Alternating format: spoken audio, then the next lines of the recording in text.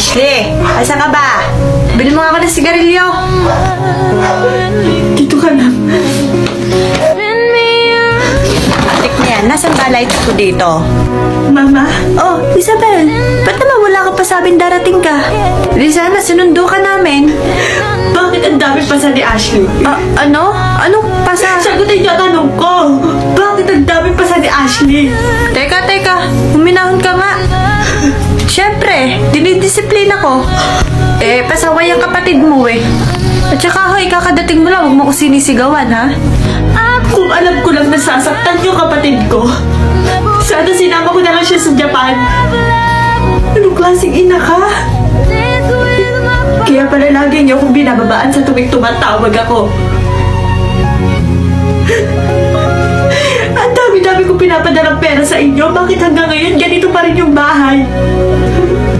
Alam niyo na may sakit ang kapatid ko. Hindi niyo pinapa-check up? Sinasaktan niyo pa? Anong klase kayong ina? Sandali, pag-usapan naman natin to. Kukunin ko na si Ashley. Isasama ko na siya sa Japan. Aba, ano ba pinagmamalaki mo ngayon ha? Sige, lakad. Lumayas kayo sa pamamahay ko. Okay lang. Okay lang, ma. Mas gugustuhin pa namin na wala kaming kinikilalang ina.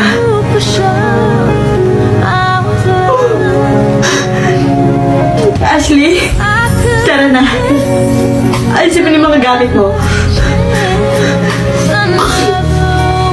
Ashley, sorry ha. Hindi ko alam na ganito pala yung mga mangyayari sa'yo dito. Ate, sama mo na ako. Ayoko na dito. Hayaan mo. Wala naman nanakit sa'yo, ha? Okay? Andito na si ate.